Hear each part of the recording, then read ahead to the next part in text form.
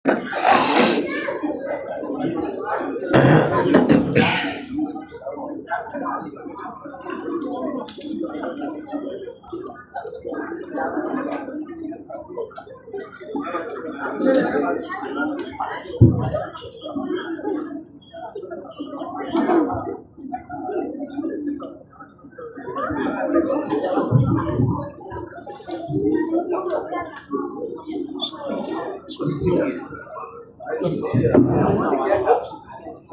الحمد لله نحمده ونستعينه ونستغفره ونعوذ بالله من شرور أنفسنا ومن سيئات أعمالنا من يهده الله فلا مضل له ومن يضلل فلا هادي له وأشهد أن لا إله إلا الله وحده لا شريك له وأشهد أن محمدا عبده ورسوله يا أيها الذين آمنوا اتقوا الله حق تقاته ولا تموتن إلا وأنتم مسلمون يا أيها الناس اتقوا ربكم الذي خلقكم من نفس واحدة وخلق منها زوجها وبث منهما رجالا كثيرا ونساء واتقوا الله الذي تساءلون به والأرحام إن الله كان عليكم رقيبا يا أيها الذين آمنوا اتقوا الله وقولوا قولا سديدا يصلح لكم أعمالكم ويغفر لكم ذنوبكم ومن يطع الله ورسوله فقد فاز فوزا عظيما أما بعد فإن أصدق الحديث كتاب الله وخير الهدي هدي محمد صلى الله عليه وسلم وشر الأمور محدثاتها وكل محدثة بدعة وكل بدعة ضلالة وكل ضلالة في النار. வார்த்தைகளில் சிறந்தது வல்லவன் ரஹ்மானின் வார்த்தை என்றும் நடைமுறைகளில் சிறந்தது நபிகளார் ஸல்லல்லாஹு அலைஹி வஸல்லம் அவர்களுடைய வாழ்க்கை வழிமுறை என்றும் அவர்களுடைய வாழ்க்கை வழிமுறைகளுக்கு பின்னால் மார்க்கத்தில் புதிதாக புகுத்தப்பட்டவைகள் கர்மங்களிலே மிக மோசமானவைகள் பித்அத்துகள், எல்லா பித்அத்துகளும் வழிகேடுகள், எல்லா வழிகேடுகளும் மனிதனை நரகத்துக்கு இட்டுச் செல்லும் என்று சொன்னவனாக இச்சொற்பொழிவை ஆரம்பம் செய்கின்றேன். அன்பார்ந்த இஸ்லாமிய சகோதரர்களே, தாய்மார்களே, சகோதரிகளே, வல்லவன் ரஹ்மானின் பேரருளால் அவனுடைய மார்க்கத்தை படிப்பதற்காக வேண்டி குர்ஆன் ஹதீஸிலிருந்து ஒரு சில விடயங்களை கேட்டறிவதற்காக வேண்டி நாமெல்லாம் இந்த இடத்திலே ஒன்று கூடியிருக்கிறோம். நபிகளார் ஸல்லல்லாஹு அலைஹி வஸல்லம் அவர்கள் சொன்னார்கள், மய்யுரிதில்லாஹு பிஹி கைரன் யுஃபக்கிஹு ஃபித்தீன். அல்லாஹ் யாருக்கு நலவை நாடுகின்றானோ அவனுக்கு மார்க்கத்திலே விளக்கத்தை கொடுப்பதாக சொன்னார்கள். எனவே இன்றைய தினமும் நாங்கள் இந்த மஜ்லிஸிலே அமர்ந்து ஒரு குர்ஆன் வசனத்தையோ அல்லது ஒரு நபிமொழியையோ படிக்கிறோம், அதனை எங்களுடைய வாழ்க்கையிலே நடைமுறைப்படுத்த வேண்டும் என்று ஆசைப்படுகிறோம் என்று சொன்னால் அல்லாஹ் எங்களோடு இரக்கப்பட்டிருக்கின்றான், அவனுடைய கருணை பார்வையை எங்கள் மீது பார்த்திருக்கிறான் என்பதை உள்ளத்திலே ஆழமாக நிறுத்தி கொண்டு இந்த சந்தர்ப்பத்தை தந்த அல்லாஹுவுக்கு நன்றி செலுத்தும் முகமாக இந்த இடத்தில் சொல்லப்படுகின்ற செய்திகளை காதுதாழ்த்தி கேட்டு சொல்லப்படக்கூடிய செய்திகள் குர்ஆனுக்கும் ஹதீஸுக்கும் நேர்பட்டு வரக்கூடிய நிலையில் முடியுமான அளவு எங்களுடைய வாழ்க்கையிலே நாங்கள் அமுல்படுத்த வேண்டும். நாங்கள் வாழ்க்கையிலே அமுல்படுத்துகின்ற செய்திகளை அடுத்த சகோதர சகோதரிகளுக்கு எடுத்து சொல்லிக் கொடுக்க வேண்டும் என்ற அடிப்படையை உள்ளத்திலே நிறுத்தி கொண்டு தலைப்புக்குள் நாங்கள் செல்வோம். அன்பார்ந்தவர்களே, தாய்மார்களே, சகோதரிகளே, மார்க்கத்தில் நிலைத்திருத்தல் என்ற ஒரு தலைப்பு இன்றைக்கு தேர்வு செய்யப்பட்டிருக்கிறது. இந்த உலகத்தில் நானும் நீங்களும் முஸ்லிமாக வாழுகிறோம் என்று சொன்னால் இது எங்களுடைய முயற்சியோ எங்களுடைய கெட்டித்தனமோ இல்லை. மாறாக நானும் நீங்களும் இந்த உலகத்தில் முஸ்லிம்களாக பிறந்து முஸ்லிம்களாக வாழுகிறோம் என்றால் அல்லாஹ் அவனாக தேர்வு செய்த பாக்கியம் என்பதை நானும் நீங்களும் ஒருபோதும் மறந்துவிடக் கூடாது.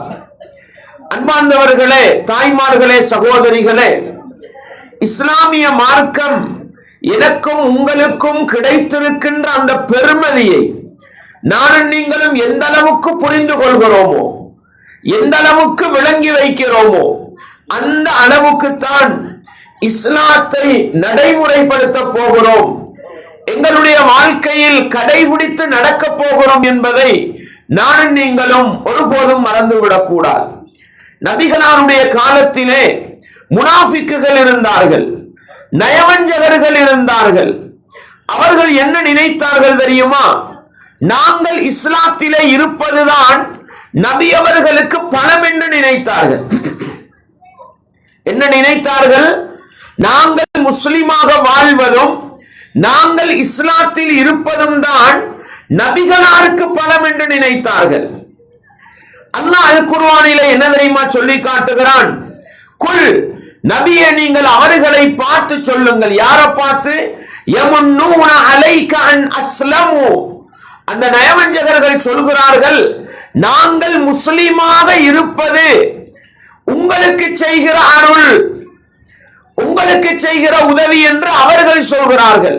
அல்லாஹ் சொல்கிறான், குல், நபியே நீங்கள் அவர்களை பார்த்து சொல்லுங்கள், லா தமுன்னு அலைய இஸ்லாமக்கும், நீங்கள் முஸ்லிமாக வாழ்வது, நீங்கள் இஸ்லாத்தோட வாழ்வது எனக்கு செய்கிற அருள் என்று நீங்கள் சொல்ல வேண்டாம். பலில்லாஹு யமுன்னு அலைக்கும் அன் ஹதாக்கும் லில் ஈமான். மாறாக உங்களுக்கு நேர்வழி காட்டிய அல்லாஹ், உங்களுக்கு இஸ்லாத்தை தந்த அல்லாஹ் உங்கள் மீது அருள் புரிந்து விட்டான் என்று நபியே நீங்கள் அவர்களை பார்த்து சொல்லுங்கள் என்று 49வது அத்தியாயத்தின் 17வது வசனத்தில் அல்லாஹ் எனக்கும் உங்களுக்கும் சொல்கிறார். அன்பார்ந்தவர்களே, உலக சனத்தொகையில் 4 பகுதியாக பிரித்தால் 25% 4ல் ஒரு பகுதியினர் தான் முஸ்லிம்களாக இருக்கிறார்கள். உலக சனத்தொகையில் 4ல் ஒரு பகுதியினர் தான் முஸ்லிம்களாக இருக்கிறார்கள் என்றால் 75% மக்கள் தன்னை படைத்தவன் யார் என்று சரியாக புரியவில்லை. இந்த உலகம் யாரால் இயங்கிக் கொண்டிருக்கிறது என்பதை அவர்கள் புரியவில்லை. மாறாக 75% மக்கள் கல்லையும் மண்ணையும் மனிதனையும் ஆட்டையும் மாட்டையும் சூரியனையும் சந்திரனையும் வணங்கிக் கொண்டிருக்கிறார்கள். 75% மக்கள். சும்மா நானும் நீங்களும் சிந்தித்து பார்ப்போம். அந்த 75% மக்களில் ஒருவனாக நானும் இருந்தால், அப்படிப்பட்ட ஒரு பெற்றோருக்கு நான் பிறந்திருந்தால், இன்றைக்கு நானும் நீங்களும் படைத்தவனை புரிந்து உலகத்தில் வாழ்ந்திருப்போமா? என்னை படைத்தவன் ஒருவன் இருக்கிறான், அவனுக்குத்தான் அல்லாஹ் என்று சொல்கிறோம். எங்களுடைய நெற்றியை அவனல்லாத வேறு யாருக்கும் பணிக்க கூடாது என்ற சுய கௌரவத்தோடு நானும் நீங்களும் வாழ்ந்திருப்போமா? வாழ்ந்திருக்க மாட்டோம். இன்னைக்கு எங்களுடைய நாடுகளை எடுத்துக்கொண்டால் எங்களை போன்ற மனிதர்கள் நிர்வாணிகளாக வருகிறார்கள். அதை பார்த்து வணக்கம் சொல்லிவிட்டு போகிற மனிதர்களாக இன்றைக்கு உலகத்திலே மனிதர்கள் வாழுகிறார்கள். அப்படித்தானே? என்னுடைய பக்கத்து வீட்டுக்காரன் கல்லையும் மண்ணையும் வணங்குகிறான், என்னுடைய தெருக்காரன் ஆட்டையும் மாட்டையும் வணங்குகிறான், என்னுடைய நாட்டுக்காரன் சூரியனையும் சந்திரனையும் வணங்குகிறான். இப்படி லட்சக்கணக்கான மனிதர்களுக்கு மத்தியில் படைத்தவனுக்கு மட்டும்தான் வணக்கம் செலுத்த வேண்டும். இஸ்லாமிய மார்க்கம் தான் உண்மையானது என்று நானும் நீங்களும் விரும்பியா இஸ்லாத்தை ஏற்றுக்கொண்டோம்? இல்லை சகோதரர்களே. படைத்தவன் அல்லாஹ் அவனாக தேர்வு செய்து முஸ்லிமான பெற்றோருக்கு என்னையும் உங்களையும் பிறக்க செய்ததனால் நானும் நீங்களும் முஸ்லிம்களாக வாழ்ந்து கொண்டிருக்கிறோம். இந்த பெருமதியை எந்த அளவுக்கு விளங்குவோமோ அந்த அளவுக்கு இஸ்லாத்தில் உறுதியாக இருப்போம். உலக சனத்தொகையில் 25% மக்களில் ஒருவனாக நாங்கள் இருக்கிறோம் என்பது ஒரு அருள் என்றால், அதைவிட மிகப்பெரிய அருள் என்ன தெரியுமா? முஸ்லிம்களாக வாழுகிற எங்களுக்கு மத்தியில் ஒரு நாளைக்கு 5 நேரம் தொழ வேண்டும், அல்லாஹ்வுடைய வேதம் அல் குர்ஆனுக்கு கட்டுப்பட வேண்டும், நபிகளாருடைய வாழ்க்கை வழிமுறை அஸ்-சுன்னாவை பின்பற்றி நடக்க வேண்டும் என்ற அறிவோடு வாழுகிற பாக்கியம், அதை வாழ்க்கையில எடுத்து நடக்கிற பாக்கியம் எனக்கும் உங்களுக்கும் கிடைத்திருக்கிறது என்றால் அது அதைவிட பெரிய பாக்கியமா இல்லையா? அன்பார்ந்தவர்களே, முஸ்லிம்கள் என்று உலக முஸ்லிம்களை சிந்திப்பதற்கு முன்னால் எங்களுடைய குடும்பத்தை நாங்கள் எடுத்து பார்ப்போம், எங்களுடைய வீட்டு சூழலை நாங்கள் எடுத்து பார்ப்போம், எங்களுடைய பாடசாலை வட்டாரங்களை எடுத்து பார்ப்போம், எங்களுடைய தொழில் துறவுகள் நடக்கிற இடங்களை எடுத்து பார்ப்போம். முஸ்லிம்களுக்கு மத்தியில் எத்தனை பேர் முஸ்லிம்களாக வாழுகிறார்கள்? ஒரு நாளைக்கு 5 நேரம் தொழுபவர்கள் எத்தனை பேர்? ஒவ்வொரு நாளும் எங்களுடைய வீட்டுக்குள் நாங்கள் 5 பேர் இருக்கிறோம். எங்களுடைய வீட்டுக்குள் மனைவி, மக்கள், உம்மா, வாப்பா, பிள்ளைகள் என்று 10 பேர் இருக்கிறோம். எங்களுடைய குடும்பத்தில் சாச்சா, பெரியப்பா, சாட்சி, பெரியம்மா என்று 50 பேர் இருக்கிறோம். எத்தனை பேர் ஒவ்வொரு நாளும் 5 நேரம் தொழுகிறார்கள்? எத்தனை பேர் இஸ்லாத்தோடு வாழுகிறார்கள்? வட்டி ஹராம் தெரியாத முஸ்லிம்கள் இல்லை. என்னுடைய குடும்பத்தில் எத்தனை பேர் வட்டியை விட்டு ஒதுங்கி வாழுகிறார்கள்? சீதன கலாச்சாரம் கூடாது, பெண்களிடத்தில் வரதட்சணை கேட்க கூடாது, அது சுத்த அநியாயம். ஆனாலும் எத்தனை இளைஞர்கள் ஒதுங்கி வாழுகிறார்கள்? பெண் வீட்டாரிடத்தில் சாப்பாட்டு பிச்சை கேட்க கூடாது, திருமணத்தை முறையாக நடத்த வேண்டும், நபிகளாரை பின்பற்றி நடத்த வேண்டும் என்பது முஸ்லிம்களுடைய அடிப்படையாக இருந்தாலும், எங்களோடு படித்த இளைஞர்களுக்கு மத்தியில் எத்தனை வீதமானவர்கள் திருமணத்தில் நபிகளாரை பின்பற்றுகிறார்கள்?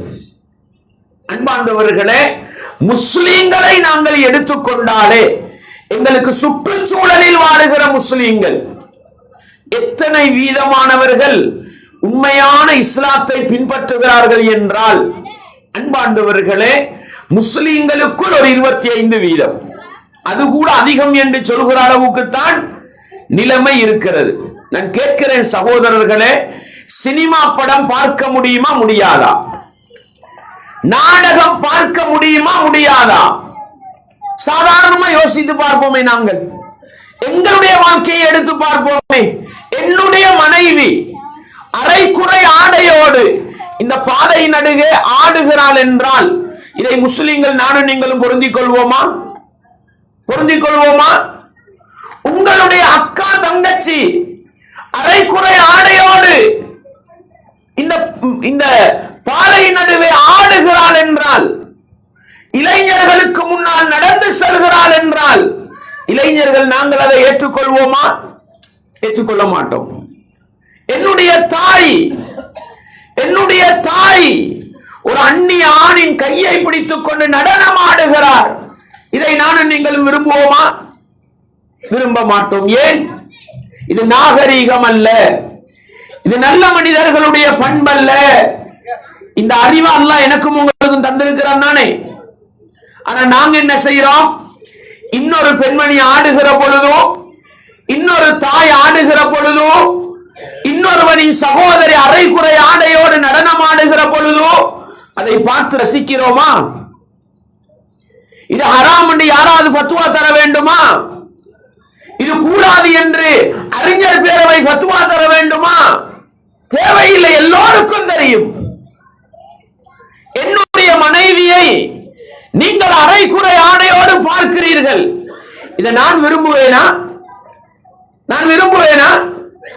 இன்னொருவனின் மனைவியை பார்க்கிறோம் என்றால், அன்பார்ந்தவர்களை பார்க்க கூடாது என்ற அல்லாஹ் அறிவை தந்தானே, ஆனால் பார்க்கிறோம் என்றால் என்ன காரணம்?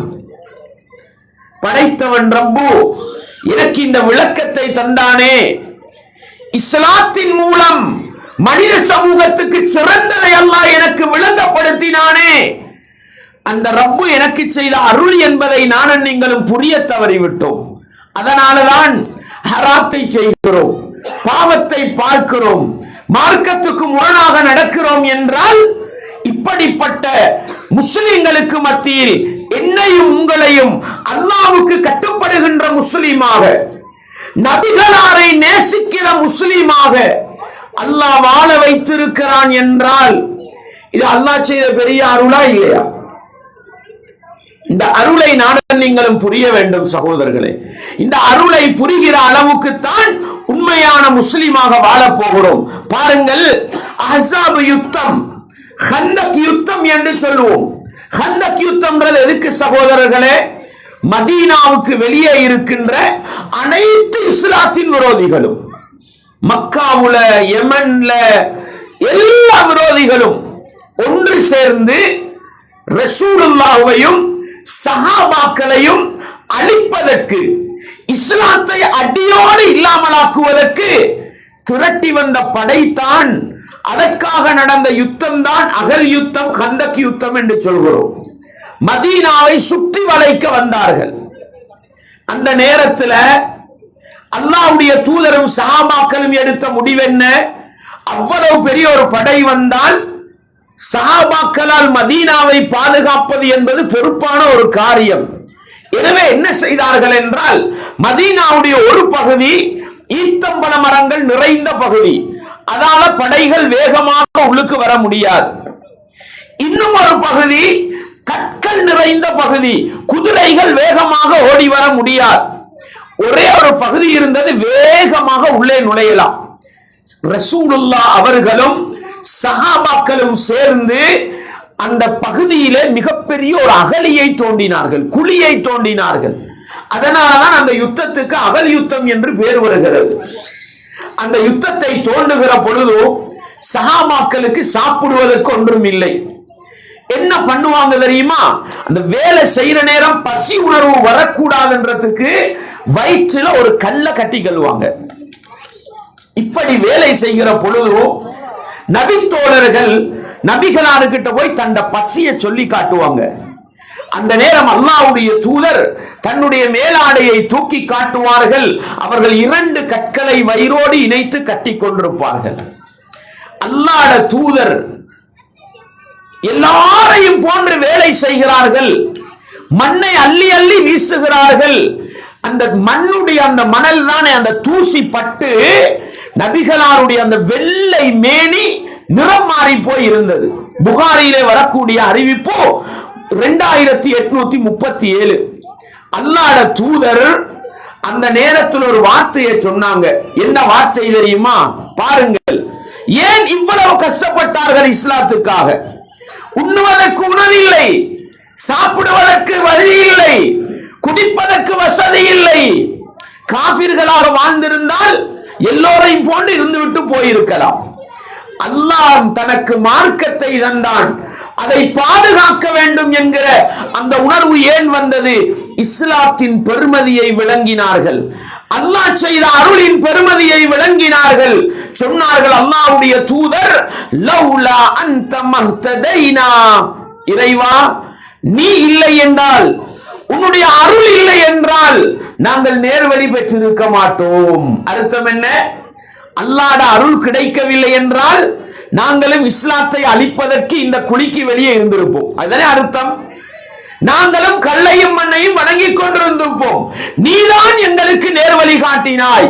வலா தஸத்தக்னா, நீ எங்களுக்கு அருள் புரிந்திருக்கவில்லை என்றால் நாங்கள் தான தர்மமும் செய்திருக்க மாட்டோம். வலா சல்லைனா, உனக்காக தொழுதிருக்கவும் மாட்டோம்.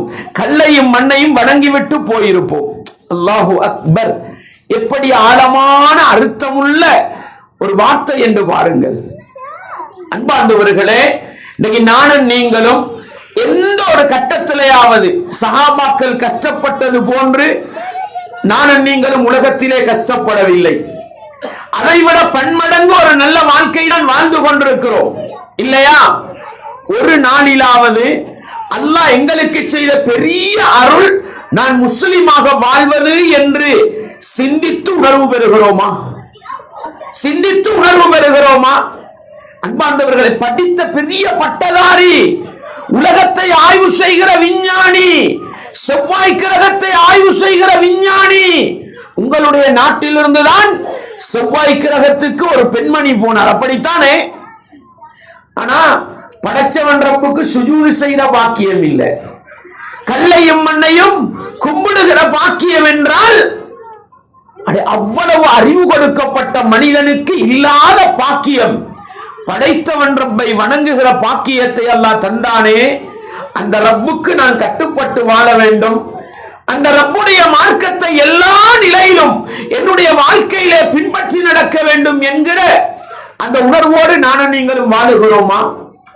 இல்லை சகோதரர்களே. ஒரு நாளைக்கு 5 நேரம் தொழுவது என்றால் கஷ்டம், அப்படித்தானே? ஒவ்வொருவரும் தன் உள்ளத்தில் கை வைத்து கேட்டு பாருங்கள். அல்லாஹ் அருள் புரிந்த முஸ்லிம்களுக்கு மத்தியில் ஒரு 5% மக்களை தவிர்த்து பெரும்பான்மையானவர்கள் 90%க்கும் அதிகமானவர்கள் 5 நேரம் தொழுவதில்லை. ஒன்றோ 4 நேரம் தொழுகிறாங்க, அல்லது 3 நேரம் தொழுகிறாங்க, அல்லது வெள்ளிக்கிழமை சும்மாவை தொழுகிறாங்க, அல்லது ரமலான் மாதத்துல மட்டும்தான் தொழுகை, அல்லது பெருநாள் 2 மட்டும்தான் தொழுகை. என்ன காரணம்? படைத்தவன் ரப்பு தனக்கு செய்த அருள் நானும் நீங்களும் முஸ்லிமாக வாழ்வது என்பதை உணராததன் காரணமாகத்தான் நித்திரை போகிற நேரம் ஹய்யா அலஸ் ஸலாஹ், தொழுகைக்கு வாருங்கள், ஹய்யா அலல் ஃபலாஹ், வெற்றியை நோக்கி வாருங்கள், அஸ்ஸலாத்து கைரும் மினன் நௌம், தூக்கத்தை விட தொழுகை சிறந்தது என்று சொல்கிற நேரம் எழும்பி வந்து தொழுகிற பக்குவம் இல்லை என்றால் என்ன காரணம் தெரியுமா? அல்லாஹ் செய்த அருளின் பெருமதியை நானும் நீங்களும் விளங்க தவறிவிட்டோம் சகோதரர்களே. எனவே இந்த இஸ்லாமிய மார்க்கத்தின் பெருமதியை, அல்லாஹ் எங்களுக்கு தந்ததன் அருளின் பெருமதியை நானும் நீங்களும் புரிந்து கொண்டால் ஒரு நாளைக்கு 5 நேரம் தொழுவது கஷ்டம் இல்லை, ரமலானுடைய மாதத்தில் நோன்பு பிடிப்பது கஷ்டம் இல்லை. அல்லாஹ் பொருளாதாரத்தை தருகிற பொழுது அந்த ரப்புக்காக ஜகாத் கொடுப்பது, சதகா செய்வது எனக்கு உங்களுக்கும் கஷ்டமாக விளங்காது. அந்த இஸ்லாத்தின் பெருமதியை விளங்காததனாலதான் எனக்கும் உங்களுக்கும் முஸ்லிமாக வாழ்வது கஷ்டமாக இருக்கிறது. அன்பார்ந்தவர்களே, உதாரணத்துக்கு சொல்கிறேன். இந்த தாடி இருக்கிறது சகோதரர்கள், இந்த தாடி நான் அன்றைக்கும் சொல்லியிருப்பேன். இந்த தாடி உலகத்துல அதிகம் கேவலப்படுத்தப்படுகிற ஒரு விடயம் என்றால் இது தாடிதான். தீவிரவாதியின் அடையாளமாக, பயங்கரவாதியின் அடையாளமாக, ரவுடிகளின் அடையாளமாக அடையாளப்படுத்துகிற அளவுக்கு இஸ்லாத்தின் விரோதிகள் திட்டம் போட்டு செய்தார்களே, இது முஸ்லிமாக உருவாக்கி கொண்டதா? முஸ்லிமாக உருவாக்கி கொண்டதா? இல்லை. கடவுளை நம்புகிற ஒவ்வொரு மதத்தவர்களுடைய அடிப்படையிலும் கடவுள் ஆணுக்கு அடையாளமாக கொடுத்தது, அப்படித்தானே? நாங்க விரும்பி வைக்கிறது இல்லையே. எந்த மதத்தவர்களாக இருக்கட்டும், கடவுள் கொள்கையை நம்புகிற எந்த மதத்தவர்களாக இருக்கட்டும், கடவுள் மனிதனை படைத்தான், ஆண் சமூகத்துக்கு முகத்தில் முடியை கொடுத்தான், அவ்வளவுதான். தாடின்னு சொல்றோம், இது அரபு சொல்லா? இது இல்லையே, தமிழ் மொழியில வந்த சொல்லுதானே. அந்த தமிழ் சமூகத்தில் தாடி வைக்கிற சமூகம் இருந்ததனால தானே தாடி என்ற தமிழ் மொழி வந்தது. இது நாங்களா உருவாக்கி கொண்டதில்லை. அன்பார்ந்தவர்களே, அல்லாஹ்வுடைய தூதர் ஸல்லல்லாஹு அலைஹி வஸல்லம் அவங்க, அல்லாஹ்வுடைய தூதர் ஸல்லல்லாஹு அலைஹி வஸல்லம் அவங்க ஹுதைபியா உடன்படிக்கைக்கு வந்திருக்கிறாங்க. ஒப்பந்தம் நடக்கிற நேரம் பேச்சுவார்த்தைக்காக உர்வத் இப்னு மஸ்ஊத் என்ற நபி தோழர் அந்த மனிதர் வருகிறார். நபிகளாருடைய முகத்தில் இருக்கிற தாடியை பிடித்து பிடித்து பேசுகிறார். அவர் காபிர்கள் தரப்புல அன்றைக்கு வந்திருந்தாரு. தாடியை பிடித்து பிடித்து பேசுகிற நேரம் நபிகளாருக்கு பக்கத்திலே முகீரா ரலியல்லாஹு அன்ஹு இருந்து கொண்டு தன்னுடைய ஆயுதத்தின் பிடியால் கையை தட்டுகிறார்கள். நபிகளாருடைய தாடியை பிடிக்காதே, நபிகளாருடைய தாடியை விடு என்று தட்டுகிறார்கள். அன்பார்ந்தவர்களே, அந்த நபித்தோழர் நபிகளாருடைய முகத்தில் இருக்கின்ற தாடியின் பெருமதியை விளங்கினார்கள். இல்லையா? இல்லையா?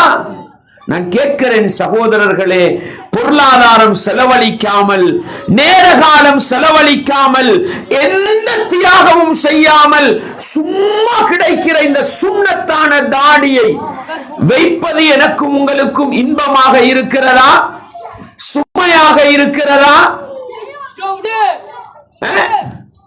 ஏன் சகோதரர்களை, இந்த சுண்ணாவை கூட இலகுவாக வைக்கிற மனநிலை வரவில்லை. அல்லாஹ்வுடைய தூதர் ஸல்லல்லாஹு அலைஹி வஸல்லம் அவங்க முகத்துல தாடி வச்சிருந்தாங்க.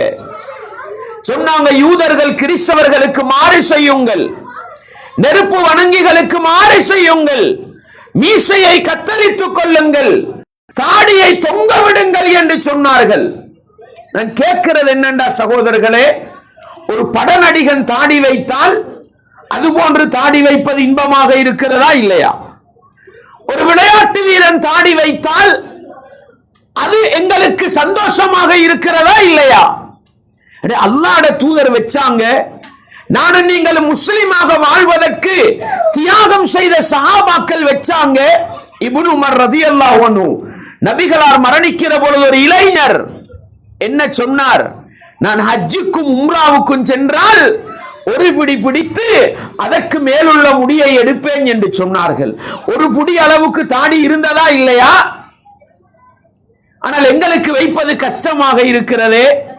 ஆனால் பட நடிகனும் விளையாட்டு வீரனும் வைத்தால் பொண்டிங் தாடி வைக்க வேண்டுமா, சீப்பு தாடி வைக்க வேண்டுமா, கோட்டு தாடி வைக்க வேண்டுமா, பட்டி தாடி வைக்க வேண்டுமா, அனைத்தையும் வைக்க தயார். ஆனா அல்லாஹ்வுடைய தூதரை போல தாடி வைக்க மனசுல இடம் வருவதில்லை. ஏன்? எங்களுக்காக எந்த தியாகமும் செய்யாத, எங்களுடைய பொருளாதாரத்தை சுரண்டி வீணாக்குகிற விளையாட்டு வீரர்களும் நடிகர்களும் செய்தால் அதை செய்கிறோம். அல்லாஹ் ரசூல் சஹாபாக்களோட வழியில வந்தா செய்ய முடியல. என்ன காரணம்? அல்லாஹ்வுடைய தூதரின் பெருமதியை நானும் நீங்களும் விளங்கவில்லை சகோதரர்களே. அல்லாஹ்வுடைய தூதர் தாயிஃபுக்கு செல்கிறார்கள். தாயிஃபுக்கு இஸ்லாத்தை சொல்வதற்காக போகிறார்கள். அங்கு போய் அப்துயாலில் போன்ற கூட்டத்தவர்களுக்கு இஸ்லாத்தை சொல்கிற பொழுதோ அடித்தார்கள், உள்ளத்தை நோகடிக்கிற அளவுக்கு ஏசினார்கள். அல்லாஹ்வுடைய தூதர் தாயிஃபுடைய போர்டருக்கு வந்து மயங்கி விழுந்தார்கள். படிக்கிறோமா இல்லையா? தாயிஃப் நகரத்து வீதியிலே தாஹா நபி நடக்கையிலே பாவிகள் செய்த கொடுமையினை வரலாறு தெரியாவிட்டாலும் பாட்டலையாவது விளங்கி வச்சிருக்கு நம்ம சமூகம். அல்லாஹ்வுடைய தூதர் மயங்கி விழுந்தார்கள். நபிகளாரை எழுப்பியவர் யார்?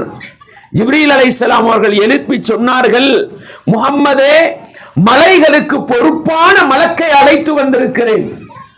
தெரியும் உங்களுக்கு, தாயிஃபுக்கு போனா தெரியும், சுற்றி வளைத்து மலைகள் தான் விளங்கும். மலைகளுக்கு பொறுப்பான மலக்கை அழைத்து வந்திருக்கிறேன். ஒரு கட்டளை, ஒரு அனுமதி தாருங்கள், இந்த மலைகளை சேர்த்து இந்த சமூகத்தை அழித்து விடுகிறோம் என்று சொன்னார்கள். அல்லாஹ்வுடைய தூதர் என்ன சொன்னாங்க தெரியுமா? என்ன சொன்னாங்க? அவர்களை அழித்து விட வேண்டாம், அவர்களை அழித்து விட வேண்டாம். அவர்கள் இன்றைக்கு என்னை ஏற்றுக்கொள்ளாவிட்டாலும் அவர்களுடைய சந்ததிகளில் ஒரு சாரார் அல்லாஹ்வை சுஜூது செய்பவர்களாக வருவார்கள். இதுதானே அந்த நபியோட ஆசையா இருந்தது.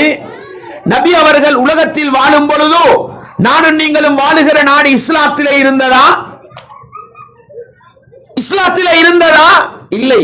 அன்றைக்கு அவர்களுடைய ஆசை, இன்றைக்கு நானும் நீங்களும் படைத்தவன் ரப்பை புரிந்து கொண்டு உலகத்திலே வாழுகிறோம் என்றால், இந்த உலகத்தில் மிகச்சிறந்த மனிதர் முஹம்மது நபி என்று ஏற்றுக்கொள்கிற பாக்கியத்தை அல்லாஹ் தந்திருக்கிறான் என்றால், அந்த நபியை பின்பற்றி முஸ்லிமா வாழ்ற அளவுக்கு எங்கட மனநிலை இல்லை என்றால் என்ன காரணம் சகோதரர்களே?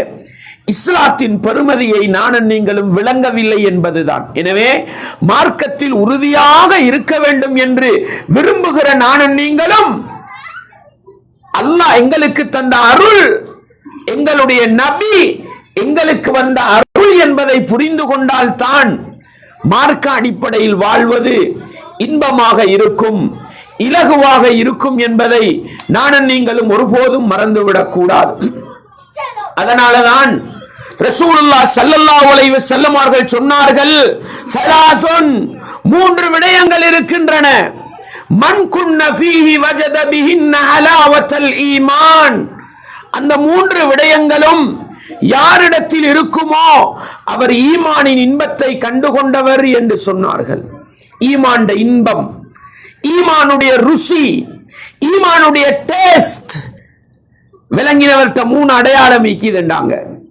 அன்பாண்டவர்களே, குடும்பத்தை பிரிந்து வந்திருக்கிறோம், நாட்டை துறந்து வந்திருக்கிறோம், நண்பர்களை விட்டு பிரிந்திருக்கிறோம். எதற்காக? எதற்காக? பொருளாதாரத்துல பெருமதி விளங்குதுன, அதனால குடும்பம் பெருசா விளங்கல்ல, தூரமாகி இருக்கிறோம். மனைவி மக்கள் பெருசாக விளங்கல, தூரமாகி இருக்கிறோம். உன்னோட பெருமதி விளங்கினா அதுக்காக கஷ்டப்பட ரெடி, அப்படித்தானே? இந்த நாட்டுக்கு வந்து எத்தனை மணிக்கு வேலைக்கு அழைத்தாலும் கஷ்டம் பார்க்கிறது இல்ல, நஷ்டம் பார்க்கிறது இல்ல. ஓவர் டைமுக்கு சம்பளம் கிடைக்குமா, ஓடோடி போறோம். ஏன்? பொருளாதாரத்துல பெருமதி விளங்குது, காசு பணத்துடைய பெருமதி விளங்குது. அது விளங்குற அளவுக்கு நானும் நீங்களும் என்ன செய்வோம்? கஷ்டப்படுவோம் இல்லையா? இந்தியாவிலே இருந்து கொண்டு இந்தியாவின் ஒரு கிராமத்திலே குடும்பத்தோடு இருக்கிற நானும் நீங்களும் படிப்புக்காக, பட்டத்துக்காக மாசக்கணக்கு போய் சிட்டியிலே, சென்னையிலே, மதுரையிலே தங்கி இருக்கிறோமா இல்லையா? தனிமையிலே தங்கி இருக்கிறோம். ஏன்? பட்டத்தின் படிப்பின் பெருமதி விளங்குகிறது. ஒரு எக்ஸாம் எழுத வேண்டுமா, பட்டப்படிப்பை முடிக்க வேண்டுமா, இரவிரவாக விழித்திருக்கிறோம் இல்லையா? ஏன்? பட்டத்தின் பெருமதி விளங்குகிறது, பதவியின் பெருமதி விளங்குகிறது. பெருமதி விளங்குகிற அளவுக்கு அதற்காக முயற்சி செய்கிறோம். ஆனா சுபகு தொழ வேண்டும் என்றால் கஷ்டம், ஜகாத்து கொடுக்க வேண்டும் என்றால் கஷ்டம், தாடி வைக்க வேண்டும் என்றால் கஷ்டம், கரண்டைக்கு மேல ஆடை அணிய வேண்டும் என்றால் பாரம், முஸ்லிமாக வாழ வேண்டும் என்றால் சுமை. என்ன காரணம்? ஈமாண்ட ருசி விளங்கல்ல, அல்லாஹ்வை நம்புறதுல பெருமதி விளங்கல்ல, அல்லாஹ்ட தூதர்ற பெருமதி விளங்கல்ல. முஸ்லிமாக பிறந்து விட்டோம், முஸ்லிமாக வாழ்ந்து விட்டோம், அதே பேரோடு மௌத்தா போக போறோம். இது மட்டும்தான் நாங்க முஸ்லிம் செஞ்சது. அன்பாண்டவர்களே, ஈமானின் இன்பத்தை கண்டவனுக்கு மூன்று அடையாளம். அதுல முதலாவது என்ன தெரியுமா? அய்யகூனல்லாஹு வரசூலுஹு அஹப்ப இலைஹி மிம்மா சிவாஹுமா, அல்லாஹ்வும் அல்லாஹ்வுடைய தூதரும் மற்றெல்லா படைப்பினங்களையும் விட அவனுக்கு விருப்பத்துக்குரியதாக மாறும். முதலாவது அடையாளம் சகோதரர்களே. மார்க்கம்ன்றது யார? அல்லாஹ்ட தூதர். மார்க்கத்தை நடைமுறைப்படுத்துவது என்றால் கஷ்டமாக இருக்கிறது. காரணம் என்ன? எங்களுடைய உள்ளத்தில் அல்லாஹ்வுடைய மஹப்பத், அல்லாஹ்வுடைய அன்பு சரியாக வரவில்லை. என்னை முஸ்லிமாக பிறக்க செய்தவன், என்னை முஸ்லிமாக வாழச் செய்பவன் அந்த அல்லாஹ் என்ற நேசம் உள்ளத்திலே வந்திருந்தால் அந்த அல்லாஹ்வுக்கு கட்டுப்பட்டு வாழ்வது கஷ்டமாக இருக்காது. நான் இந்த உலகத்தில் மனிதனாக வாழ்வதற்கு அந்த மாமனிதர் முகம்மது நபிதான் காரணம். கிப்லாவை முன்னோக்கி யா அல்லாஹ் என்ற பாவத்தை மன்னி, யா அல்லாஹ் என்ற நோயை குணப்படுத்து படைத்தவன் ரப்பை அழைக்க வழிகாட்டி தந்தவர் அந்த நபின்றத நானும் நீங்களும் உள்ளத்தால் ஏற்று நேசிக்க தவறிவிட்டோம். அதனாலதான் நபிகளார பின்பற்றது கஷ்டமா போச்சு. எனவே சகோதரர்களே, அல்லாஹ்வின் பெருமதி, அல்லாஹ்வுடைய தூதரின் பெருமதி எந்த அளவு உள்ளத்தில் தாங்கி நிற்குமோ அந்த அளவுக்கு ஈமானின் இன்பத்தை ருசிக்கலாம். ஈமானுடைய இன்பம் உள்ளத்துக்கு பட்டுவிட்டால் முஸ்லிமாக வாழ்வது, மார்க்கத்தில் நிலையாக இருப்பது ஒரு நாளும் கஷ்டமாக இருக்காது, ஒரு நாளும் சுமையாக இருக்காது சகோதரர்களே.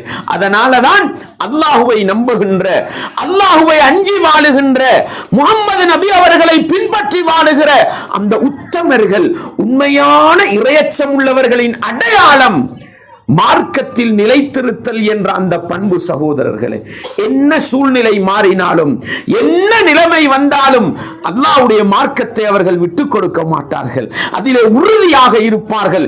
இஸ்லாமா, உயிர் போனாலும் நான் முஸ்லீமாக வாழ்வேன் என்று உறுதியாக இருக்கிற பக்குவம் அல்லாஹ்வையும் அல்லாஹ்வுடைய தூதரையும் புரிந்து கொண்ட ஒரு மனிதனால் தான் மார்க்கத்தில் நிலைத்திருக்க முடியும் என்கிற பாடத்தை நானும் நீங்களும் ஒருபோதும் மறந்துவிடக் கூடாது. அதனாலதான் அல்லாஹ் அல் குர்ஆனிலே சொல்கிறான், 46வது அத்தியாயம் 13வது வசனம், இன்னல்லதீன காலு ரப்புனல்லாஹ், எங்களுடைய ரப்பு அல்லாஹ் என்று சொல்லிவிட்டு சும்மஸ்தகாமு, பிறகு அதில் உறுதியாக இருப்பவர்கள், அதில் நிலைத்திருப்பவர்கள். உள்ளத்தாலே என்ற ரப்பு அல்லாஹ் என்று சொல்லணும் சகோதரர்களே. என்னை படைத்தவன் அல்லாஹ், என்னை வாழச் செய்பவன் அல்லாஹ், எனக்கு நிம்மதியை தந்தவன் அல்லாஹ், என்னை முஸ்லிமாக வாழச் செய்பவன் அல்லாஹ், என்னுடைய ரப்பு அல்லாஹ் என்று உள்ளத்தால் உரைத்துவிட்டு சும்மஸ்தகாமு, பிறகு அந்த அல்லாஹ் தந்த மார்க்கத்தில் நிலைத்திருக்கின்ற மனிதர்கள் இருக்கிறார்களே, ஃபலா கௌஃபுன் அலைஹிம் வலா ஹும் யஹ்ஸனூன், மரணத்துடைய நேரத்தில் அவர்கள் பயப்படவும் மாட்டார்கள், மரணத்துக்கு பின்னால் உள்ள வாழ்க்கையில் அவர்கள் கவலைப்படவும் மாட்டார்கள் என்றால் இறையச்சம் உள்ளவர்கள் தானே மறுமையிலே வெற்றி பெறுவார்கள். அல்லாஹ் ரப்புன்னு சும்மா ஏற்றுக்கொண்டு வேலை இல்லை சகோதரர்களே. முனாஃபிக்குகளும் ஏற்றுக்கொண்டார்கள். உலகத்திலே கிறிஸ்தவர்கள் யாரை ரப்பு என்று ஏற்றுக்கொள்கிறார்கள்? யாரை ரப்பு என்று ஏற்றுக்கொள்கிறார்கள்? அல்லாஹ்வை நம்புகிறார்களா இல்லையா? நம்புகிறார்கள். நபிமார்களை நம்புகிறார்களா இல்லையா? நம்புகிறார்கள். யூதர்கள் அல்லாஹ்வை வணங்க, யூதர்கள் சிலை வணக்கம் கூட அவர்கள்ட்ட இல்ல. யூதர்கள் அல்லாஹ்வை நம்புகிறார்களா இல்லையா? தௌராத் அல்லாஹ்வுடைய வேதம் என்று நம்புகிறார்களா இல்லையா? மூசா அல்லாஹ்வுடைய நபின்னு நம்புறாங்களா இல்லையா? நம்புறாங்க. ஆனா அந்த அல்லாஹ் சொன்ன பிரகாரம் வாழ்க்கையில உறுதியா இருக்கல்ல, அதனாலதான் காஃபிர்களா போனாங்க. அல்லாஹ் அனுப்பின முகமது நபி ஏற்றுக்கல்ல, அல்லாஹ் அனுப்பின அல் குர்ஆன் வேதத்தை ஏற்றுக்கல்ல, அதனாலதான் காஃபிர்களா போனாங்க. அல்லாஹ் எனக்கும் உங்களுக்கும் சொல்றது என்ன? என்னுடைய ரப்பு அல்லாஹ் என்று சொல்லிவிட்டு அதிலே உறுதியாக இருக்க வேண்டும், நிலைத்திருக்க வேண்டும்.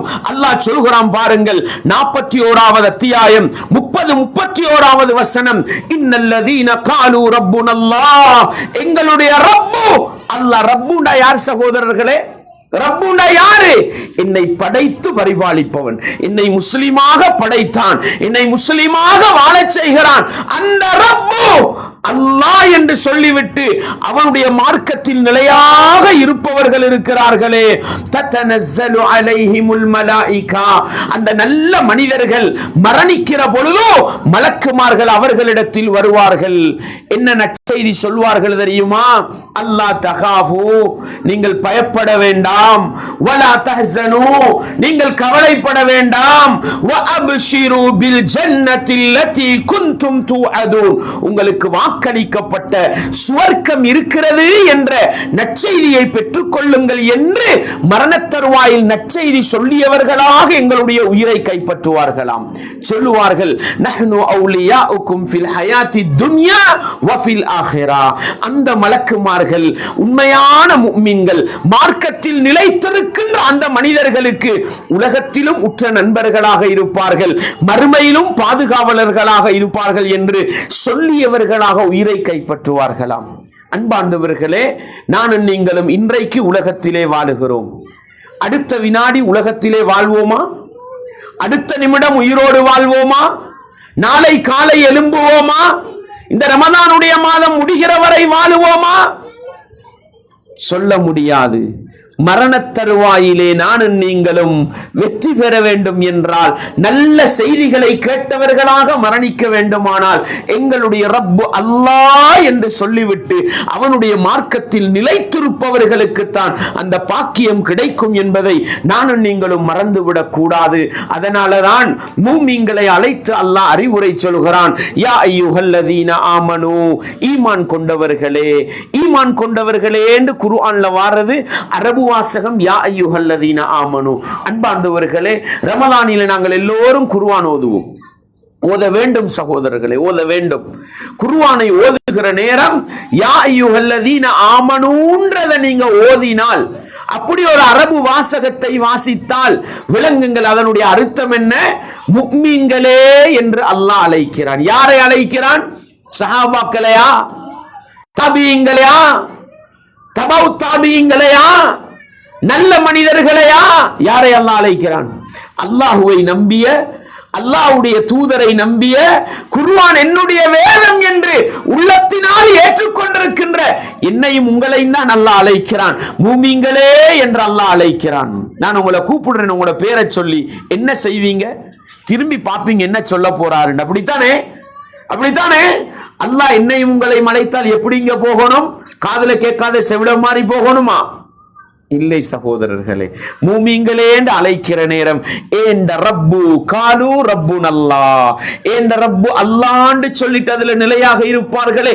ஏண்ட ரப்பு என்னை அழைக்கிறான், அந்த அல்லாஹ் என்ன சொல்றான்னு கொஞ்சம் பாப்போமேன்னு திரும்பி பாருங்க. குர்ஆன் தர்ஜுமாவை பிரட்டி ஏண்ட ரப்பு அல்லாஹ் என்னோட பேசுறானே, எனக்கு என்ன அறிவுரை சொல்றான்னு கேளுங்க. இத்தகுல்லாஹ ஹக்க துகாத்திஹி, நீங்கள் உண்மையான முறையில் அல்லாஹ்வை பயந்து கொள்ளுங்கள், உண்மையான முறையில் அல்லாஹ்வை பயந்து கொள்ளுங்கள். வலா தமூதுன்ன இல்லா வ அன்தும் முஸ்லிமூன், நீங்கள் மரணிக்கின்ற பொழுது முஸ்லிம்களாகவே அன்றி மரணித்து விடாதீர்கள். முஸ்லிம் யார் சகோதரர்களே? அப்துல்லா அப்துல் ரஹ்மானா? யார் சகோதரர்களே? அரபியில் பேர் வைத்தவர்கள் என்பது அர்த்தம் அல்ல. முஸ்லிம் என்றால் மொழிபெயர்ப்பு செய்யுங்கள், அல்லாஹ்வுக்கு கட்டுப்பட்டு நடக்கக்கூடியவர்கள். அல்லாஹ் என்ன அட்வைஸ் பண்றான்? மூமின்களே, வாழும் பொழுது முறையாக அல்லாஹ் வஞ்சி நடங்க. அதுதான் நிலையாக மார்க்கத்தில் இருப்பது. எங்க இருந்தாலும் அந்த ரப்ப பயந்து நடக்கிறது.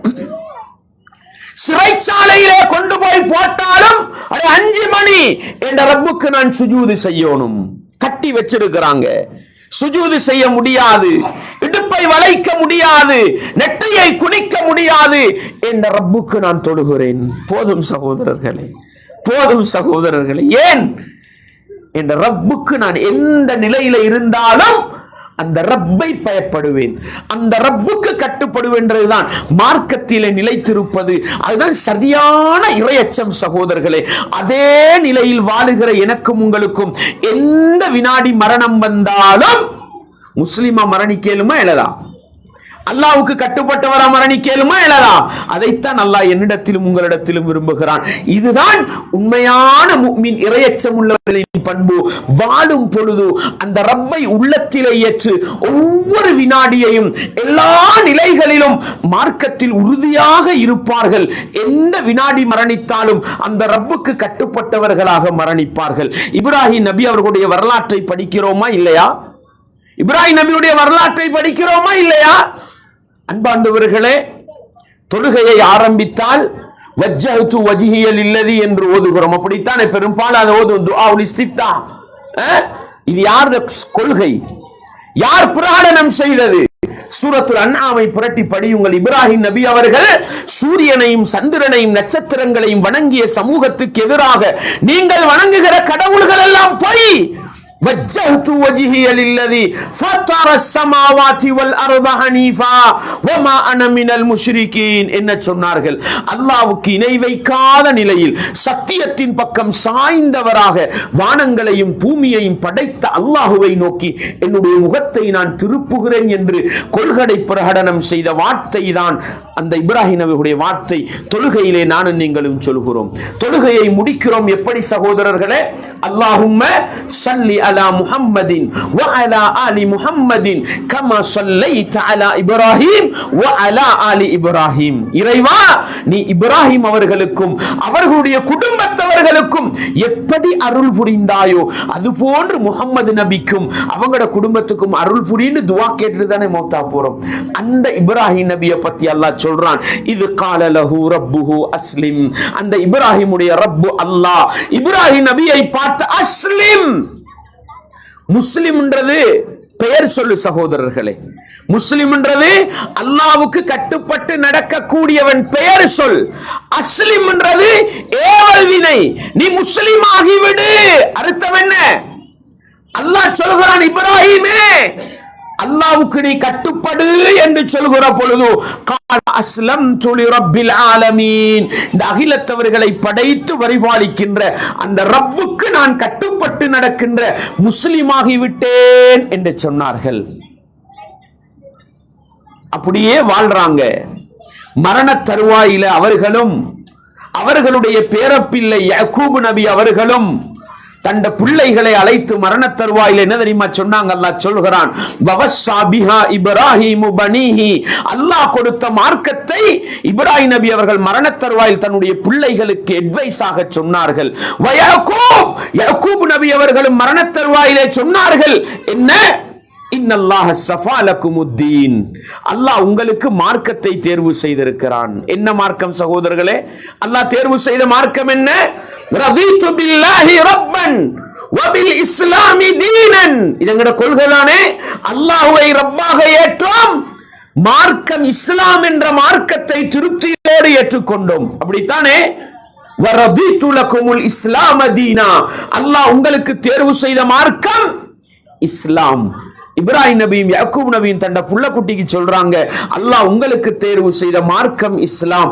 ஃபலா தமூதுன்ன இல்லா வ அன்தும் முஸ்லிமூன், நீங்கள் முஸ்லிம்களாகவே அன்று என்றால் அல்லாஹ்வுக்கு கட்டுப்பட்டவர்களாகவே அன்று நீங்கள் மரணித்து விட வேண்டாம். எப்ப மௌத்து வரும்னு சொல்ல முடியாது சகோதரர்களே. எந்த நிலையில மௌத்து வரும் சொல்ல முடியாது சகோதரர்களே. எந்த நிலையில் மௌத்து வந்தாலும் நான் இஸ்லாத்துக்கு கட்டுப்பட்டவனாக, அல்லாஹ்வுக்கு கட்டுப்பட்டவனாக வாழ்வேன் என்கிற முடிவுக்கு வந்தால் அல்லாஹ்வுடைய மார்க்கத்தில் ஒவ்வொரு வினாடியும் நிலைத்திருக்க வேண்டுமா இல்லையா? இஸ்லாம் என்றால் அதில் நிலைத்திருக்க வேண்டுமா இல்லையா? ஆனா எங்களுடைய நிலை எப்படி இருக்கிறது சகோதரர்களே? கொஞ்சம் நிதானமாக நாங்கள் சிந்திப்போம். எங்களுடைய நிலை எப்படி இருக்கிறது? நாங்கள் எங்களுக்கு சந்தோஷமான ஃபத்வா வந்தா அதை எடுத்து நடக்கிறோம். எங்களுக்கு கஷ்டமான நிலைமை வந்தா மார்க்கத்தை விட்டுடுறோம். அப்படிதானே? இஷாவை தொழுது கொள்றோம். அல்லாஹ்வுக்காகவா? அல்லாஹ்வுக்காகவா? இஷா தூங்குறதுக்கு முன்னுக்கு தானே ஒரு அடி அடிச்சுட்டு படுத்துருவோமே. சுபஹுக்கு எழும்புறேன்டா கொஞ்சம் தியாகம் பண்ணணுமே கஷ்டமா இருக்குது. ஏன்னா ஏழுமான நேரம் தொழுகிறோம், ஏழாத நேரம் தொழவில்லை. ஏன்? அல்லாஹ்வுக்காக தொழுகிற மனிதர் ரப்புன் அல்லாஹ், என்னுடைய ரப்பு அல்லாஹ் என்று சொல்லிவிட்டு அதிலே உறுதியாக இருக்கிற மனிதன், ஏண்ட வசதிக்கு நான் தொழ மாட்டேன், அல்லாஹ்வுக்காக தொழுவேன். ஏண்ட ரப்பு இஷாவையும் தொழு என்றான், சுபகையும் தொழு என்றான், நான் ரெண்டையும் தொழுவேன். இப்படி இருக்கிறோமா? இப்படி இருக்கிறோமா? அன்பாண்டவர்களே, பொருளாதாரம் மேலோங்கி வருகிறது. தாய்மார்களே, சகோதரிகளே, நிதானமாக கேட்போம். பொருளாதாரம் ஓங்கி வருகிறது. அல்ஹம்துலில்லாஹ். பொருளாதாரத்தில் பரக்கத்தா இருக்கிறோம். வட்டி ஹராம் அப்பாண்டுவோம், லஞ்சம் ஹராம், ஏமாற்று ஹராம். ஃபத்வா நாங்க கொடுப்போம். அக்கவுண்ட்ல சல்லி நிறைஞ்சு இருக்குது. அப்படித்தானே? திடீர்னு லொஸ்ட் ஆகிட்டோம். என்ன நடக்குது?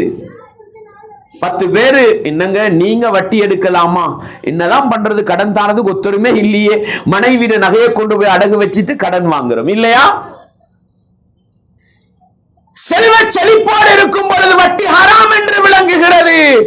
பொருளாதார நெருக்கடி வருகிற பொழுது ஹராமா இருந்தாலும் செய்வோம் என்று சொல்கிறது. மார்க்கத்தில் நிலை இல்லை. ஏன்?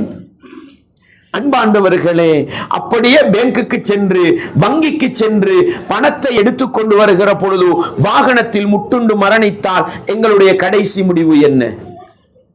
மார்க்கத்தில் நிலையாக இல்லை. அன்பாண்டவர்களே, எங்களுடைய நிலை சந்தோஷமாக இருந்தால் மார்க்கத்தோடு இருக்கிறோம். கஷ்டம் துக்கம் என்று வந்துவிட்டால் மார்க்கத்தில் இருந்து விலகி செல்ல ஆரம்பிக்கிறோம் என்றால் இது நிலையாக இருக்கிற முஸ்லிமுக்கு அடையாளம் அல்ல. 10 பேருக்கு முன்னால இருக்கிறோம், மார்க்கத்தோட தானே இருப்போம். இந்த இடத்துல நல்ல ஒரு டிவியை போட்டு ஒரு சினிமா படத்தை போட்டா தலையை தூக்கி பார்ப்போமா? யாராவது பார்ப்போமா? ஐயோ அடுத்தவன் கண்டுருவானே. இதையே வீட்டுக்கு போனா மனைவி பொஞ்சாதியா உட்கார்ந்து பார்க்கிறோம். நாம் படம் பார்க்கிறது யாருக்கு தெரியும்? நிலையற்ற கொள்கை, நிலையற்ற மார்க்கப்பட்டு சமூகத்துக்கு முன்னால் ஒரு நிலை, வீட்டுக்கு சென்றால் இன்னொரு நிலை என்றால் இருந்தால் இது நிலையான மார்க்கம் அல்ல. அல்லாஹ் பாதுகாக்கட்டும். என்னுடைய உங்களுடைய நிலை மார்க்கத்தில் எப்படி இருக்கிறது? 10 பேருக்கு முன்னால் நல்லவர்கள் போன்று நடிக்கிறோம். தனிமையிலே மொபைல் போனை எடுத்து விட்டால் உள்ள அசிங்கங்களை எல்லாம் பார்க்க ஆரம்பித்து விடுகிறோம், இல்லையா?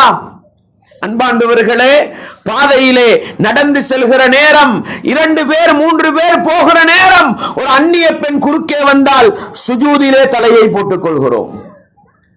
இதே பேஸ்புக்ல வாட்ஸ்அப்ல உட்காரக்கூட அந்நிய பெண் போட்டோ வந்தா கண்ணை விரிச்சு பார்க்கிறோம். இதானே எந்த நிலை, உங்களோட நிலை? இது மார்க்கத்தில் நிலையாக இருந்தால் இப்படி இடத்துக்கு ஏத்த மாதிரி நடிப்போமா? காலு ரப்புனல்லாஹ், எங்களுடைய ரப் அல்லாஹ் என்று சொல்லிவிட்டு அதிலே நிலையாக இருக்கிற மனிதன் 10 பேருக்கு முன்னால இருந்தாலும் நான் பெண்ணை பார்க்க மாட்டேன், ஏன் என்ற ரப்பு சொல்லிவிட்டான். தனிமையிலே இருந்தாலும், பேஸ்புக்கிலே அமர்ந்திருந்தாலும், என்னுடைய கம்ப்யூட்டரில் அமர்ந்திருந்தாலும் நான் அந்நிய பெண்ணை பார்க்க மாட்டேன், ஏன்? அதே ரப்பு எனக்கு கட்டளையிட்டு. இதான் மார்க்கத்தில் நிலையாக இருத்தல். இப்படி இருக்கிறோமா? அன்பாண்டவர்களே, ஊரிலே இருந்தால் மார்க்கத்தோடு இருக்கிறோம். பிரயாணத்தை ஆரம்பித்து விட்டால் அல்லாஹுவை மறந்து விடுகிறோம். சில பேர் இருக்கிறாங்க, ஊர்ல இருந்தா 5 நேரமும் பள்ளிக்கு வருவாங்க தொழுகிறதுக்கு. பயணம் போனா தொழுகையே இல்லாம போயிடும். படைச்சவன் ரப்புடைய அருள் என்னண்டா, நீ ஊரிலே இருந்தால் 4 ரக்காத்து தொழுகிற தொழுகையை பயணம் போனால் 2ஆக தொழு என்று குறைத்து தந்தான். ஏன்? மனிதனுடைய கஷ்டத்தை படைத்தவன் ரப்பல்லவா, புரிந்தவன். உன்னால் லுகரையும் அசரையும் நேரத்துக்கு தொழ முடியாதா? பயணம் போனால் 2ஐயும் சேர்த்து தொழுது விட்டு போ என்று சொன்னான் அல்லாஹ். அல்லாஹ்வுடைய அன்பு பாசத்தை புரியாத நானும் நீங்களும் ஊரிலே இருந்தால் தொழுகை. நானும் தான் நீங்களும் தான் சகோதரர்களே. ஆலிமாக இருந்தால் என்ன, பாமரனாக இருந்தால் என்ன, நிர்வாகியாக இருந்தால் என்ன, பொதுமக்களாக இருந்தால் என்ன, அல்லாஹ் அருள் புரிந்தவர்களை தவிர பெரும்பாலும் அப்படித்தானே இருக்கிறோம். அன்பார்ந்தவர்களே, ஊரிலே இருக்கிறோம், குடும்பத்தோடு இருக்கிறோம், ஊர் சமூகத்தோடு இருக்கிறோம். சிகரெட் குடிப்பதில்லை, வாயிலே அசிங்கத்தை போடுவதில்லை. நண்பர்களோடு ஒரு பயணம் போய்விட்டால், ஒரு சுற்றுலா பயணம் போய்விட்டால் நண்பன் செய்கிறானே நானும் செய்ய வேண்டுமே, செய்கிறோமா இல்லையா? நண்பனுக்காக எத்தனை ஹராத்தை செய்தோம், நண்பனுக்காக எத்தனை பாவத்தை செய்தோம். இது மார்க்கத்தில் நிலையாக இருப்பவனுடைய அடையாளமா? நாங்களே எங்களுடைய வாழ்க்கையை சிந்திச்சு பார்ப்போமே? இல்லை சகோதரர்களே. தனிமையிலே இருந்தாலும் ஊரிலே இருந்தாலும் அந்த ரப்புக்கு நான் கட்டுப்படுவேன். பயணம் போனாலும் அந்த ரப்புக்கு கட்டுப்படுவேன். சில நேரம் நாட்டில இருந்தா முஸ்லிம், நாட்டில இருந்தா முஸ்லிம், 5 நேரம் தொழுக, மார்க்கம், பள்ளி எல்லாம். வெளிநாட்டுக்கு வந்தோம், 2 வருஷம் விசா பட்டுட்டு வந்திருக்குது. யாருக்கு தெரியும் நான் என்ன செய்ய போறேன்? விபச்சாரமும் செய்கிறோம், மதுபானமும் குடிக்கிறோம், அசிங்கங்களை செய்கிறோம். ஏன்? என்னைய பார்க்க மனைவி இல்ல, என்னைய பார்க்க குடும்பம் இல்ல, என்னைய பற்றி அறிவிக்கிறதுக்கு நண்பர்கள் இல்ல, தெரியாதவர்கள் இருக்கிறார்கள். உள்ளதை எல்லாம் செய்கிறோம், இல்லையா? அன்பாண்டவர்களே, மார்க்கத்தில் நிலையாக இருந்தால் இலங்கையிலே என்னை இந்தியாவிலே என்னை கண்காணித்த ரப்பு இந்த நாட்டிலும் என்னை கண்காணிக்கிறான். இஸ்லாமிய மார்க்கத்தை உலகத்துக்கு தந்த ரப்பு இந்த நாட்டுக்கும் தந்திருக்கிறான். நான் எல்லா நிலையிலும் அல்லாஹ்வுடைய மார்க்கத்தை பின்பற்றி நடப்பேன் என்கிற உண்மை முஸ்லிமாக வாழ்வோமா இல்லையா? நாங்க தான் எங்களுடைய நிலையை சிந்திக்க வேண்டும் சகோதரர்களே. பிள்ளைகள் சிறுவயதிலே இருக்கிற பொழுது சீதனம் ஹராம் என்று படித்துக் கொடுக்கிறோம். கூடாது, எடுக்காதே, பெண்ணுக்கத்தில் நீ வீடு கேட்காதே, வரதட்சணை கேட்காதே, நீ திருமணம் முடிக்கிற பொழுது மகர் கொடுத்து முடிக்க வேண்டும், வீடு கொடுத்து முடிக்க வேண்டும் என்கிறோம். கல்யாணம் முடிக்கிற பருவம் வந்தவுடனே அப்படியே மாறி நிற்கிறோம், இல்லையா? எத்தனை பேரை பார்க்கிறோம் சகோதரர்களே. பிள்ளைக்கு 20 வயதாகும் வரையில் சீதனம் கூடாது, பெண் விட்டு சாப்பாடு கூடாது, எல்லாம் சரி. தண்ட பிள்ளைக்கு கல்யாணம் முடிச்சு கொடுக்க கூட எல்லாத்தையும் விட்டு கொடுக்கிறார், இல்லையா? அன்பார்ந்தவர்களே, இஸ்லாமிய உறவுகளே, திருமணம் முடிக்கும் வரையில் தாடியோடு வாழுகிறார். திருமணம் முடித்த பிறகு மனைவிக்காக தாடியை அள்ளி வீசி விடுகிறார். திருமணம் முடிக்கும் வரையில் இஸ்லாமிய ஆடை அபாயா ஃபர்தாவோடு வாழுகிறாள். திருமணம் முடித்த பிறகு கணவனுடைய விருப்பத்துக்காக அரைக்குறை ஆடையோடு வாகனத்திலே பாதையிலே சுற்றித் திரிகிறாள். எத்தனை பேரை பார்க்கிறோம்? ஏன் இது? அல்லாஹ்வுடைய மார்க்கத்தில் நிலை இல்லாத நிலை, திடீரென்று மரணம் வந்து விட்டால், அல்லாஹ்வுக்கு மாறு செய்கிற நிலையில் மௌத்து வந்து விட்டால் என்னுடைய உங்களுடைய நிலை என்ன சகோதரர்களே? உங்களுக்கு முன்னால் மார்க்கத்தை பேசுகிற நான் பேசும் பொழுது இஸ்லாத்தை பேசிவிட்டு என்னுடைய வீட்டுக்குள் இஸ்லாம் இல்லை என்றால் சொல்லுவார்களே, உனக்கில்லடி அறிவுரை ஊருக்கு என்று சொல்வார்களே. இப்படி இருந்தால் இது இஸ்லாமா? மார்க்கத்தை பேசினாலும் சரி, மார்க்கத்தை நடைமுறைப்படுத்தினாலும் சரி, எல்லா நிலையிலும் மார்க்கப்பற்றோடு வாழ வேண்டும். அப்படிப்பட்ட மனிதர்களாக நானும் நீங்களும் வாழுகிறோமா? இஸ்லாத்தில் நிலையாக இருக்கிறோமா? அப்படி நிலையாக இருந்தால் எந்த வினாடி மரணம் வந்தாலும் நான் அல்லாஹ்வுக்கு கட்டுப்பட்ட முஸ்லிமாக இருக்கலாம். மலக்குமார்கள் வரவேற்று உயிரை கைப்பற்றுவார்கள். இல்லை, சந்தர்ப்பத்துக்கு சந்தர்ப்பம் முஸ்லிம், தேவைக்கு ஏற்ப முஸ்லிம், இடத்துக்கு ஏற்றால் போல் முஸ்லிம். நம்ம பாவம் செய்யற நேரம் மௌத்து வந்துட்டா என்ன நிலைமை? ஹராத்த செய்யற நேரம் மௌத்து வந்துட்டா என்ன நிலைமை? மார்க்கத்துக்கு முரணா நடக்கிற நேரம் மௌத்து வந்துட்டா என்ன நிலைமை? அன்பார்ந்தவர்களே, படைத்தவன் ரப்புடைய வெறுப்பை சம்பாதித்த நிலையில் மரணிக்க வேண்டி வரும் என்றால், மார்க்கத்தில் நானும் நீங்களும் நிலையாக இருக்கிறோம் என்றால், எல்லா நிலைகளிலும் அல்லாஹ் ஹலால் என்று சொல்லிவிட்டானா, அல்லாஹ் மார்க்கம் என்று சொல்லிவிட்டானா, இபாதத்து என்று சொல்லிவிட்டானா, என்னுடைய விருப்பு வெறுப்பை நான் பார்க்க மாட்டேன், என்னுடைய வசதி வாய்ப்பை நான் பார்க்க மாட்டேன், என்னுடைய சுற்றுச்சூழலை நான் பார்க்க மாட்டேன். நான் வாழ்வது அல்லாஹ்வுக்காக. என்னுடைய மரணம் எந்த வினாடி வந்தாலும் உண்மை முஸ்லிமாக மரணிக்க வேண்டும், அந்த ரப்புக்கு கட்டுப்பட்டவனாக மரணிக்க வேண்டும். அல்லாஹ் உன்னை ஹராமாக்கி விட்டானா, அல்லாஹ் உன்னை தடுத்து விட்டானா, அல்லாஹ்வுடைய தூதர் ஒன்றை மார்க்கம் இல்லை என்று சொல்லிவிட்டார்களா, அந்த ரப்புக்காக நபி அவர்களை பின்பற்றி நான் அதை விடுவேன், ஒருபோதும் அதை செய்ய மாட்டேன். எந்த நிலையில் மரணம் வந்தாலும் பாவத்தை வெறுத்தவனாக, ஷிர்க்கை வெறுத்தவனாக, குஃப்ரை வெறுத்தவனாக நான் வாழ்ந்து மரணிப்பேன் என்று வாழ்ந்தால், இதுதான் உண்மையான இறையச்சம் உள்ள மனிதர்களுடைய வாழ்க்கையில் வர வேண்டிய மார்க்கத்தில் நிலையாக இருத்தல், மார்க்கத்தில் உறுதியாக இருத்தல் என்கிற அந்த பண்பை விளங்கிக் கொண்டு நாங்கள் ஒவ்வொருவரும் இந்த ரமலானை பயன்படுத்தி ஈமானை பக்குவப்படுத்தி கொண்டு இறையச்சத்தை அதிகரிக்க செய்து கொண்டு அதே நிலையில் அடுத்த ரமலான் வரை வாழுவோம். எந்த வினாடி மரணம் வந்தாலும் காலு ரப்புன் அல்லாஹ், நான் என்னுடைய ரப்பு அல்லாஹ் என்று சொல்லிவிட்டு அவன் தந்த மார்க்கத்தில் நிலையாக இருப்பவன் நிலையாக இருந்து கொண்டே மரணிக்கிறேன் என்ற வாழ்க்கையை வாழ்ந்து உலகத்தில் நல்லவர்கள் என்ற பட்டத்தோடும் மறுமையில் சுவனவாசிகள் என்ற பட்டத்தோடும் வாழ்ந்து மரணிக்க நானும் நீங்களும் முயற்சி செய்வோம். வல்லவன் ரஹ்மான் எனக்கும் உங்களுக்கும் எல்லா ஈமானிய உறவுகளுக்கும் அந்த பாக்கியத்தை தந்தருள வேண்டும். வஆகிரு தஅவானா அனில் ஹம்துலில்லாஹி ரப்பில் ஆலமீன்.